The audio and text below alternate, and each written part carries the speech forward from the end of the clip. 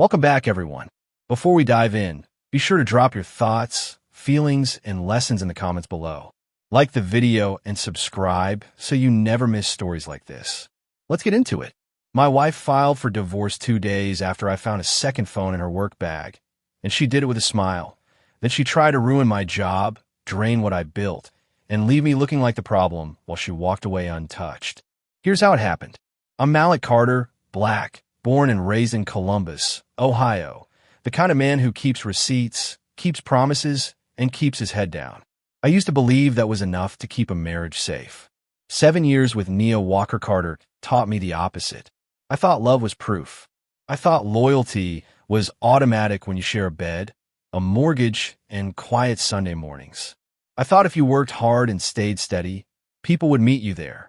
Nia worked in operations at a medical supply company on the north side of Columbus. It was the kind of job that came home with her, emails at dinner, calls in the car, emergencies that always happened after 9. She used to say her work bag was her whole life, joking like it was cute.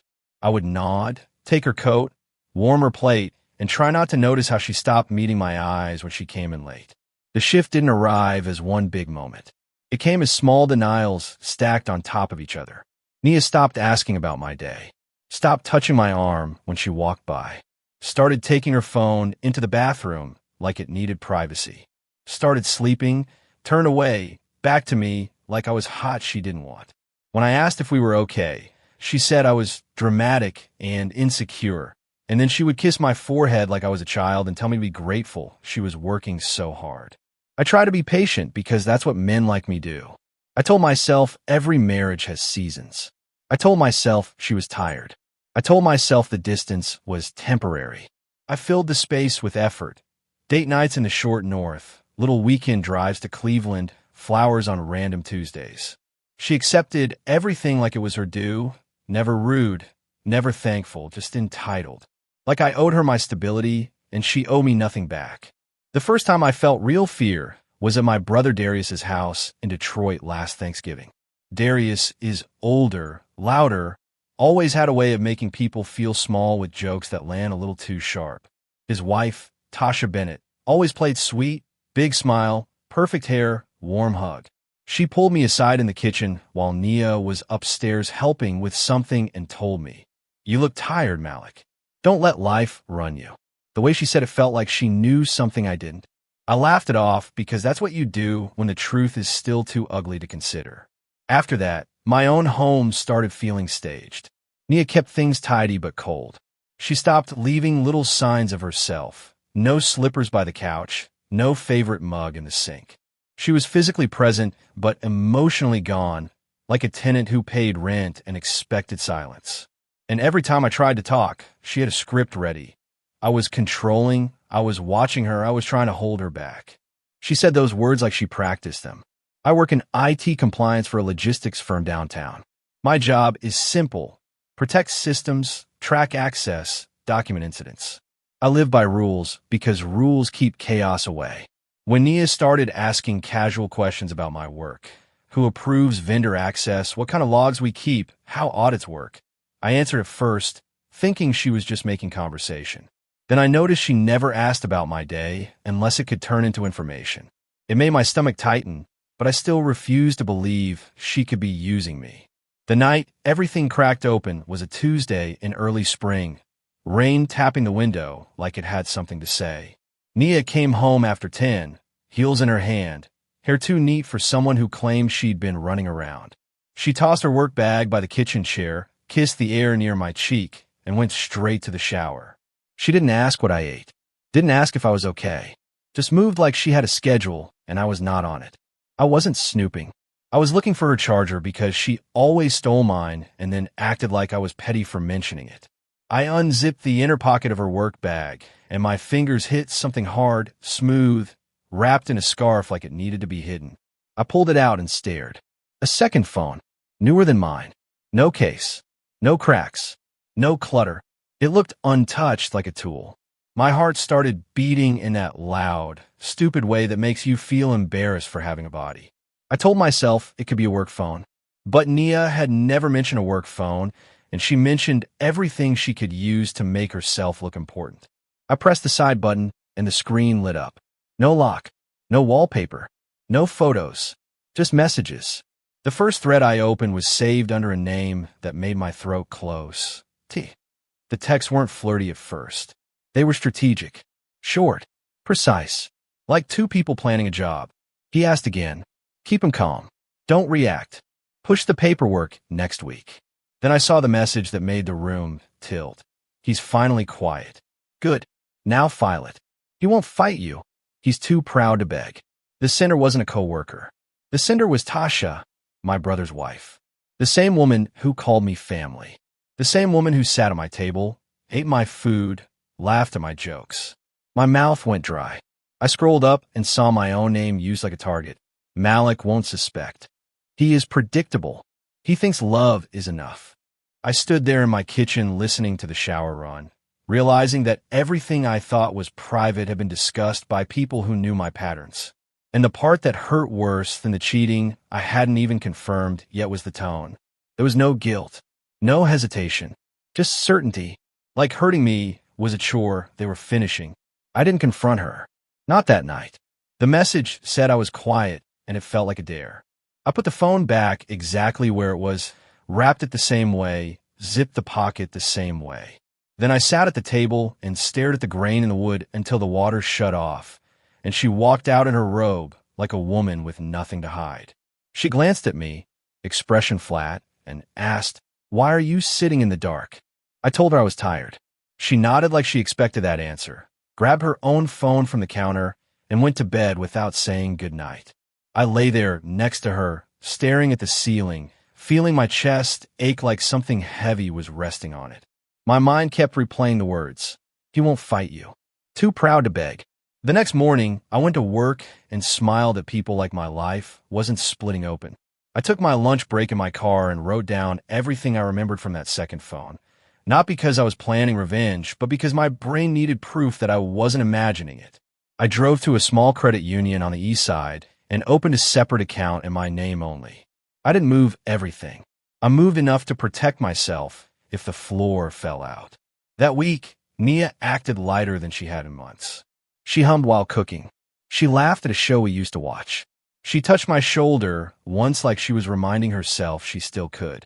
It made me feel sick, not because I wanted her back, but because I realized she was performing normal so I wouldn't look too closely. It was like being hugged by someone holding a knife behind their back. On Friday, she said she had to go to Indianapolis for a training. She packed the work bag like it was nothing, kissed my cheek, and told me not to wait up. The second she left, I felt my entire body drop into the kind of quiet that only comes when you know you're alone with a truth you didn't ask for. I didn't want to become the kind of man who spies. I hated the idea of it, but the phone existed. The messages existed. And my name existed inside their plans like a problem to be managed. So I did what I do best. I documented. I photographed the inside pocket before I touched anything. I took the second phone out and sat with it like it was evidence at a trial. There were more threads. One was saved under G. That one made my hands shake. The messages were flirtation wrapped in logistics. The room is booked. I like you in that silver dress. Stop thinking about him. He's just the foundation. I'm the future. Then, colder, make sure you delete the calendar. Use the second line only. Do not mention my name near your husband. I went to the Photos tab. Empty. I went to the email app. Empty. Everything was stripped down to messaging and calls. A burner that wasn't really a burner because it was too clean, too intentional, too permanent. Like it belonged to a life she had been building quietly while I stayed loyal inside the one we promised each other. I checked the call log. Repeated numbers. Late nights. Early mornings. Weekends when she told me she was helping her mom. My chest tightened when I saw one of the calls matched a weekend in Nashville, the trip I thought was our reset. I realized she hadn't been resetting with me. She had been managing me while she kept someone else fed. I did not scream. I did not throw anything. I sat on my couch and let the grief settle like dust. Then I screenshotted everything. I backed it up to a secure folder. I emailed copies to myself from a new address. I printed a few pages at work and put them in a sealed envelope in my desk drawer. It felt clinical, but it was the only way to stop myself from collapsing. When Nia came back Sunday night, she smelled like a hotel lobby, clean, expensive, detached. She talked about training modules and team building with a practice tone that made me feel like I was listening to a stranger read from script. She never mentioned Indianapolis in any real way. No funny story, no complaints, no detail, just enough words to cover the lie. That night, she slept like someone with nothing weighing on her. I lay awake and thought about how cruel it is to share a bed with someone who is actively planning your heartbreak. I thought about my mother telling me, when I was young, that betrayal is rarely loud at first. It's quiet. It's organized. It's people smiling at you while they move your life around behind your back. The next betrayal came from my own brother. Darius called me randomly on Tuesday and said, "You good, little bro? You sound distant lately." His voice was too casual, like he was checking the temperature of a room he planned to set on fire. I told him I was fine. He laughed and said, "That's my guy. Keep your head up. Women get restless." Then he changed the subject. After that call, I understood Darius knew. Maybe he didn't know everything, but he knew enough to speak to me like I was already losing. And it wasn't just Nia and Tasha playing games. It was my own blood standing near them, letting it happen, maybe even enjoying it. I started noticing other things. Nia's mother, Denise Walker, suddenly began calling more, not to ask how I was, but to remind me of my responsibilities. "A man should provide stability," she'd say, like I was a job description. When I tried to be honest about feeling distance, Denise shut it down. "Don't start with your feelings, Malik.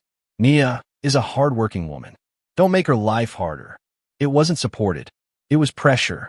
I stopped trying to plead for love and started preparing for survival. I updated my passwords. I froze my credit. I quietly moved my personal documents, birth certificate, passport, social security card, into a safe deposit box. I did not announce any of it because I wasn't seeking drama. I was seeking safety. I had learned that the people closest to me could smile while they planned my undoing. Nia seemed to sense the shift. She started picking fights for no reason. If I washed dishes the wrong way, she said I did it to annoy her. If I asked where she was going, she said I was controlling. If I stayed silent, she accused me of punishing her. She kept pushing until any reaction would make me look like the unstable one. I recognized the setup, and it made my stomach turn. One evening, she cornered me in the hallway and said, "You've been acting weird. Are you hiding something?" The audacity almost made me laugh. I told her I'd been stressed at work. She smirked like she knew that I was weak, then said, "Maybe you should talk to someone. Professional help. You've been off." It wasn't a concern. It was framing. 2 days later, I got a calendar invite forwarded from Nia's email by accident. It was meant for someone else, and it wasn't even subtle. Meeting Asset Division Strategy. My hands went cold. The invite was deleted seconds later, followed by a text from her. "Oops, wrong email. Ignore." Like my life was a typo. That night, I opened the second phone one more time, not because I wanted more pain, but because I needed to know how deep it went. I found a note saved in the Notes app. It listed dates, bank names, my work schedule, and a line that made my chest burn. "Make him think it's his fault. He will retreat."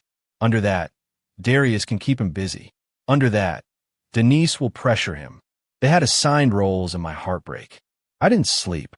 I sat in the living room with a blanket and listened to the refrigerator hum, thinking about all the times I defended Nia to people who said she was cold. I remember telling my friends, "That's just how she is, but she loves me." I realized I had been translating cruelty into personality to protect my own pride. The divorce papers arrived on a Thursday afternoon while I was in a video meeting. The doorbell rang, and when I opened the door, a process server stood there like a human period at the end of my sentence. Nia was home, sitting on the couch with her laptop open like she was working. She didn't move. She didn't flinch. She didn't even pretend to be shocked. She just watched me sign, eyes calm, as if this was a delivery she had ordered. After the server left, I held the envelope and stared at her. She said, "Don't make this harder than it has to be." No apology, no explanation, no sadness, just irritation, like I was an obstacle. When I asked her why, she shrugged and said, "People grow apart. You should be mature enough to accept it." That night, She slept in the bedroom like a queen who had won a war. I slept on the couch because I could not stand the thought of lying beside her and pretending. My phone buzzed around midnight with a message from Darius. Heard you got served. Don't embarrass yourself, bro. Just sign and move on. I stared at it, the betrayal landing like a punch. The next day, Nia began acting even bolder. She started taking calls in front of me without leaving the room, lowering her voice just enough to be insulting. She walked around the house like it already belonged to her alone. She told me to start looking for somewhere else to stay, as if I was the guest. When I reminded her my name was on the mortgage, she smiled and said, "We'll see." She tried to corner me, financially first. She demanded I keep paying all bills until everything is finalized, while she moved money around quietly. She started ordering furniture online, packages arriving like she was nesting for a new life. When I asked where the money was coming from, she said, "Don't worry about it. You're not my father." The disrespect wasn't accidental. That was the point. Then she went after my sanity. She told mutual friends I was depressed and acting paranoid. She told her mother I was unstable. She even called my aunt in Cleveland and said she was worried about me. My aunt called me, voice trembling, asking if I was okay.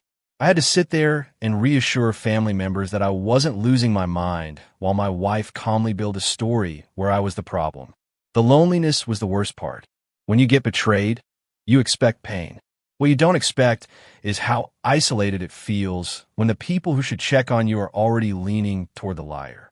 I would go to work, smile, come home, and feel like my own house was a courtroom where I was on trial every time I opened my mouth. I hired a lawyer quietly, a woman in Dublin, Ohio named Kendra Sloan, the kind of attorney who doesn't waste words. I handed her copies of everything and told her I didn't want drama. I just wanted to protect what was mine and be left in peace. She looked at the messages, looked at me, and said, "You're going to stay calm, and you're going to stay documented." Kendra explained something that shifted my whole perspective. I didn't need to win loudly. I needed to survive cleanly. I needed to separate finances legally, establish timelines, and let the system do what it does when someone tries to weaponize a divorce. "Let her underestimate you," Kendra said. "That is your advantage." Nia didn't know I had representation for 2 weeks, and those were the ugliest weeks of my life. She would come home and criticize everything. She mocked the way I cooked, mocked the way I folded clothes, mocked the fact that I still went to the gym. "Who are you trying to impress?" she'd ask, laughing. It wasn't teasing. It was contempt. And she showed no remorse. Not even when she saw me sitting alone, shoulders tight, fighting tears I refused to give her. One night, she brought up children like a weapon. We'd talked about trying, but she always delayed, always said later. Now she said, "Thank God we didn't have kids. You would have messed them up." She said it casually, like she was commenting on the weather. I felt something inside me crack. Not because I wanted her motherhood, but because she knew where my softest hopes lived and she chose to step on them. The affair became obvious without her ever confessing. She started dressing differently, sharper, flashier, like she was auditioning. She started leaving the house with perfume that didn't belong to our life. When she came back, she wouldn't hug me because she didn't want me close enough to smell someone else's cologne on her skin. She treated my presence like an inconvenience. Like I was furniture she couldn't move until the paperwork cleared. Through all of it, I held it quiet. Not because I was weak, because I understood that my voice would be used against me. Every emotional reaction was a clip they could play to prove I was unstable. So I became disciplined. I journaled. I walked at night. I ate even when I didn't want to. I showed up to work on time. I did not collapse where she could step over me. The turning point, the beginning of karma, didn't come from me making threats or exposing her publicly. It came from her own carelessness. Nia had been using my work schedule and certain details about compliance processes as cover while she shared internal information at her company with Grant, the man on the G thread. She believed it was harmless. She believed she was untouchable. She believed the world worked like her marriage. Whatever she wanted, she took. What she didn't understand was that companies do not run on feelings. They run on logs. And when a vendor breach happened at her company, a small one at first, then bigger, someone started looking closely at access patterns. Nia's name appeared in a chain of approvals she couldn't explain. She had been sloppy because she was distracted by her new life and the thrill of thinking she outsmarted me. On a Wednesday morning, she left for work wearing a silver dress under her coat, the kind of outfit you wear when you plan to be seen. She didn't say goodbye. She didn't look at me. 3 hours later, she texted, "I'm staying late." That was her reflex, her default lie. But at 4, her number called me. When I answered, all I heard was breathing, then a tight voice that walked me out. I didn't celebrate. I didn't gloat. I felt an odd calm, like the universe finally matched the energy she had been carrying. I asked her what happened. She snapped, "Don't act like you care." No remorse, no vulnerability, just anger that her plan hit friction. Then she hung up. That evening, she came home with her jaw clenched and her eyes bright with rage, not tears. She paced the living room and cursed the company, cursed her stupid coworkers, cursed the jealous women in management. She never once considered that she might be at fault. She never once looked at me and said she was sorry for what she'd done to our marriage. Instead, she said, "If you say one word about this, I will destroy you." Grant did not rescue her. He vanished. The G thread stopped responding. Calls went to voicemail. Messages stayed on delivered but never changed to read. Nia tried to mask it by acting like she didn't care, but I could see the panic in the way she refreshed her screen, the way she kept stepping into the hallway to make calls she didn't want me to hear. She wasn't heartbroken. She was abandoned. The next domino was Tasha. 2 weeks after Nia's termination, my brother Darius called me again, voice strained. He said, "You need to talk to Kendra or whoever you got because there's some stuff going on." He wouldn't say details.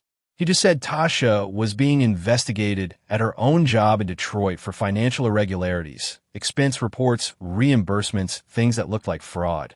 The same woman who texted my wife about breaking me had been breaking other rules too.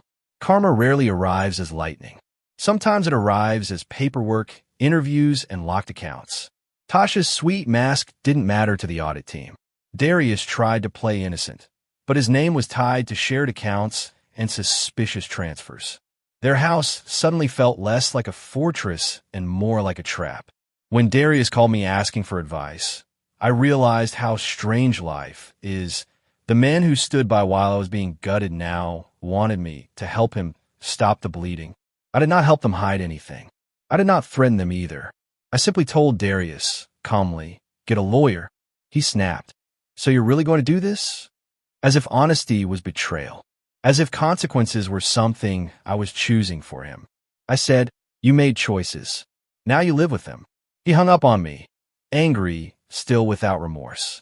The divorce process moved forward, and Nia's attitude changed only in strategy, not in heart. She tried to demand spousal support, even after being fired for cause.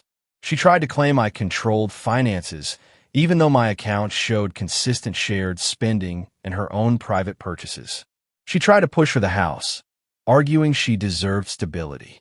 Kendra responded with calm, clean evidence, timelines, screenshots, account histories, and documented proof of her deception.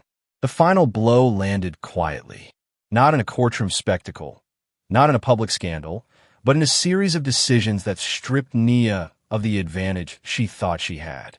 The judge did not reward cruelty. The judge did not punish her for being unfaithful, because that is not how the law works. But the judge did recognize manipulation, bad faith, and financial games. Her demands were reduced. Her requests were denied. And when she realized she wouldn't get the payout she planned on, her face hardened, not with shame, but with hatred. After the ruling, she followed me into the hallway and hissed, "You think you won?" I looked at her and felt something surprising. Nothing. No love. No rage. Just emptiness where hope used to live. I said, "I think I'm free." She laughed like it was a joke and said, "You'll always be the same man." No remorse. Not even then. I moved into a smaller apartment on purpose in a quiet part of town near Gahanna. I took only what was mine and left the rest because I wasn't trying to win furniture. I was trying to win peace. The first night in that new place, I sat on the floor with a plate of food and realized my shoulders were not up around my ears. My body finally understood it was safe to breathe. While Nia scrambled, I built privately. My little hobby, a compliance consulting side service I'd been running after hours, became my steady second income because I finally had the mental space to work. I took small contracts for local businesses in Cincinnati and Pittsburgh. I saved quietly. I paid down debt. I invested in skills. No announcements. No celebration posts. Just progress. Nia did not bounce back. Not because I sabotaged her, but because she had built her new life on people who use her. She moved around, Indianapolis, then Chicago, crashing with friends, applying for jobs, getting rejected because termination for cause follows you in ways pride cannot cover. She called Denise, who blamed everyone but Nia. She called Darius, who was busy trying to survive his own consequences.